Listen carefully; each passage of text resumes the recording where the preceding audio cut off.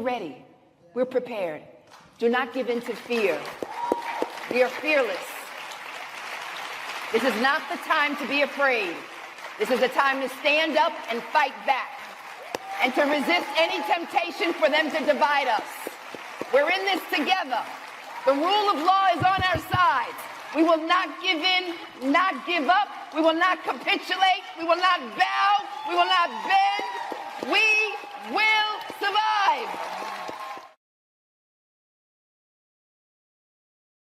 Okay, I'm talking to Howard French, and I'm laying out the current condition that we're in this country. Is it a country? Like I'm at a place, Howard French, where I'm like, states' rights. It's like I live in Jersey, I'm good. States' rights, and well, until I'm not. When do you leave? Well, unfortunately, this has become more than a rhetorical question. And before you press the record button, you were lamenting that, life doesn't afford us the ability to keep up with events in real time and to learn on the fly in a way that prepares us all the time to deal with everything that's coming at us. And that's true. That's absolutely true. And it's in fact true for everybody, but it's especially true for the people who are at the sort of the heel end of the boot, so to speak, right? Do you prepare? Do you leave? I have to say, I've been preparing my whole life.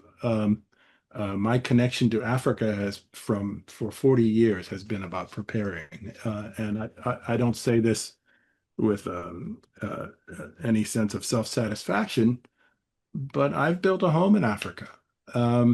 I am totally at ease on the African continent and am prepared on a moment's notice to pull up stakes here. And I have a place to go.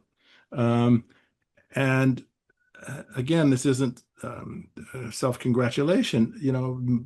What brings us together today is my new book about Kwame Nkrumah and Pan-Africanism. But this is the message. This is one of the important messages of Kwame Nkrumah, of course, that he was telling us in the late 40s and throughout the 1950s that the best recourse of people in Africa is to their brethren and sistren across the Atlantic in the so-called New World, and the best recourse of the brethren and sistren in the New World is their kinfolk in Africa, and that we have to look at ourselves, at each other as the ultimate rampart, as the ultimate place of refuge and of restoration. Kwame Nkrumah was telling us this very, very clearly a long time ago.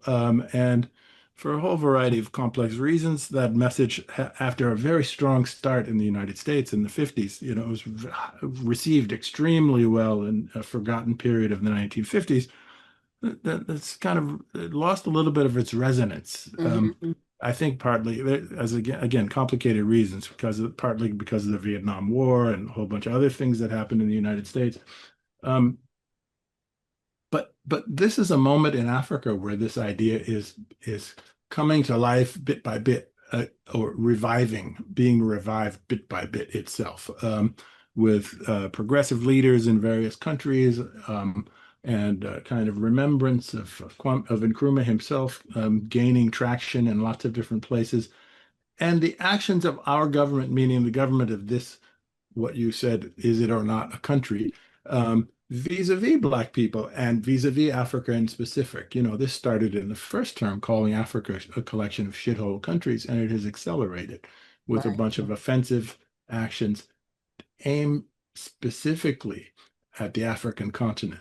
Clamping down on travel to the United States, aggressive actions, particularly aggressive actions against African immigration. He's aggressive about immigration generally, but especially about African immigration. And then using Africa as a dumping ground to fulfill his image of Africa as a place of shitholes. Like he's sending Africa. Kilmar Garcia might this very week be sent to Uganda.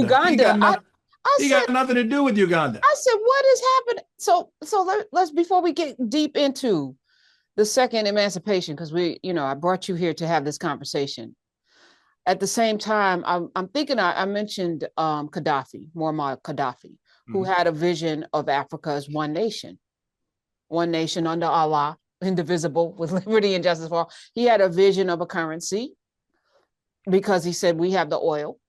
It's not the Middle East. It's Africa. It's on the continent. There's no Middle East. It's Africa. Mhm. And so he had a vision. He came here, I think, was his undoing with his sort of like a Mansa Musa moment when he came here with his regalia, his tent city that was built, and all of his riches. Mhm. Something happened that they were able to go in and have that man sodomized and removed, and it was quick.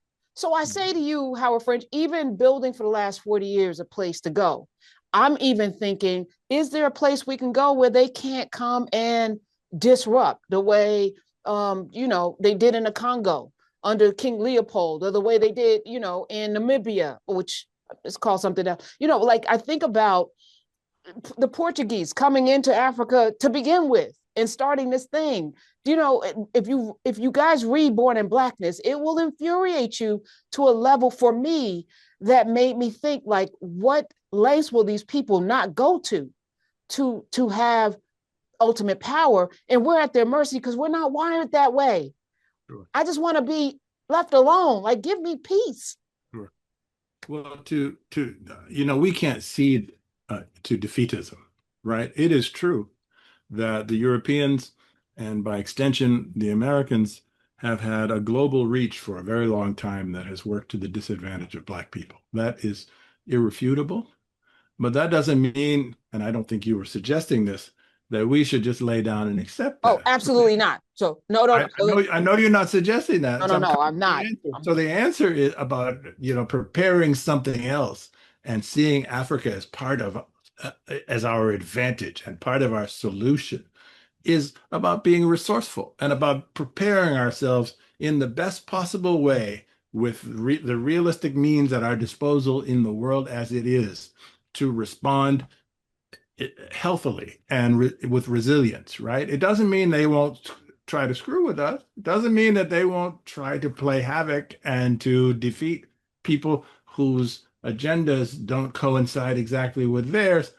But we still have to push ahead. We still have to work with what we've got. And Africa has to be a part of that for every person of Black descent in the world. I agree. I agree. And I think the power is in the collection. The power is in the known, is in the community. The power is in the numbers because we have them. And in the knowledge. The knowledge Because first. the knowledge is used to make us think, first of all, that we were never an important part of anything that matters. And secondly, there's no point in insisting on it. Mm. It's about reducing people to a state of mental helplessness. So let me use that moment to publicly thank you for your life's mission, it seems like, to inform us and connect those dots. You have connected dots in a way that I have not seen, in terms of like codifying this notion of the center of all things being at this landmass that now even Africa is saying, the maps have to be changed. Okay, you got to make us bigger, and we're in the center, okay, of all things, because it is the center of all things. And I'm grateful for Born in Blackness, which is the first of a trilogy.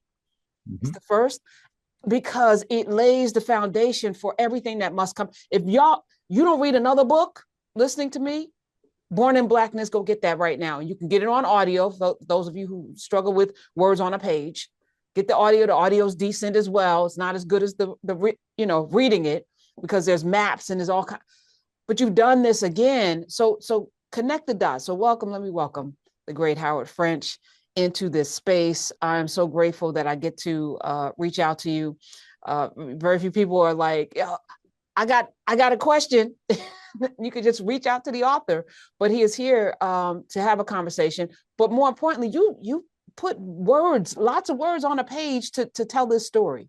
So you started with Born in Blackness, which you told through Mansa Musa, the great Mali empire king who destabilized gold and let the world know Africa's here. Oh, we've never not been here. Oh, there's something good going on here. And that kicked off the transatlantic slave trade. which reading your book makes my stomach hurt because it happened so swiftly. Then you take us to the second emancipation with Kwame Nkrumah as your touching off point. What's the connection? How's this the second book? Thank you. First of all, I'm blessed to be able to speak with you this way and again, and in fact, so often.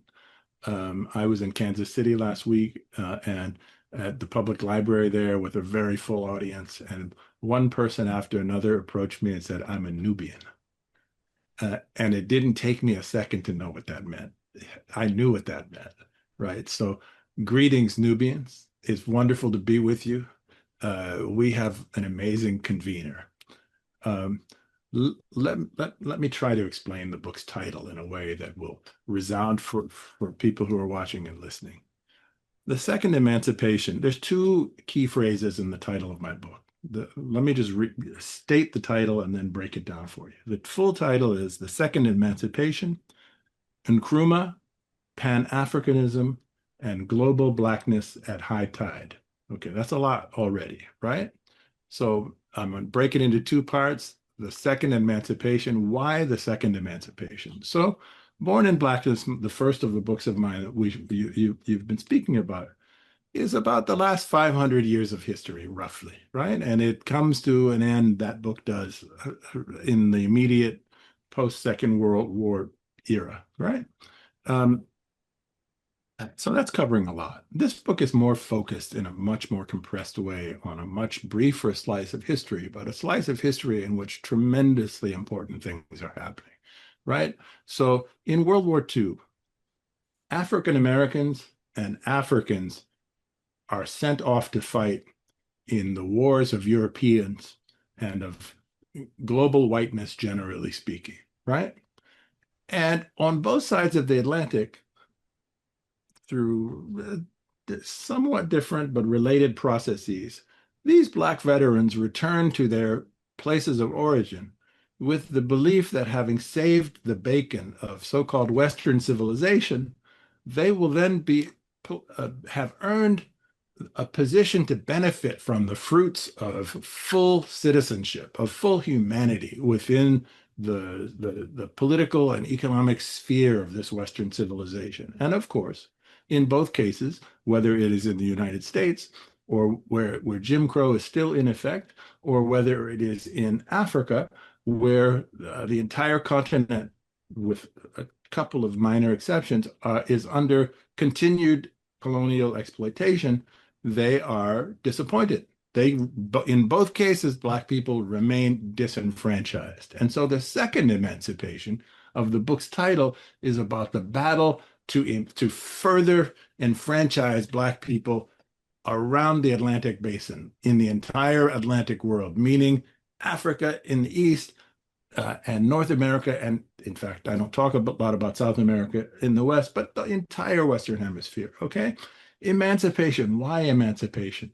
Because in Africa, as various African thinkers say with brilliant eloquence in the book, in Africa, slavery, as we generally knew it, transatlantic slavery, as we generally knew it, ends in the early 19th century. In other words, first the British and then a variety of other Western powers outlaw the shipment of enslaved human beings into the plantation economies of the West, okay?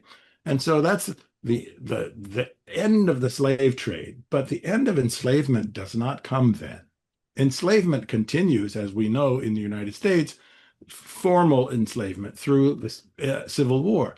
Enslavement continues, and this will surprise, I think, many of the people who are following this discussion even more. Enslavement continues in Africa and well into the 20th century, okay? To the middle of the 20th century. The greatest democracies of what we're calling the West, Britain and France, are fighting in the United Nations to prevent the banning of forced labor. What is forced labor? Forced labor on the African continent was the physical obligation that exacted or extracted stolen labor from Africans on in mines and in plantations on the African continent to produce commodities like cotton, like palm oil, like cocoa, et cetera, et cetera. So pause for a second, Howard French, because I brought up King Leopold. We Right. know that rubber, Firestone.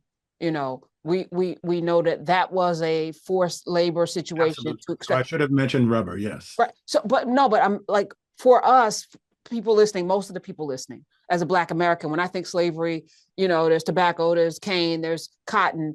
I don't see it on the continent. Like, so when you say that, what does slavery look like on the continent?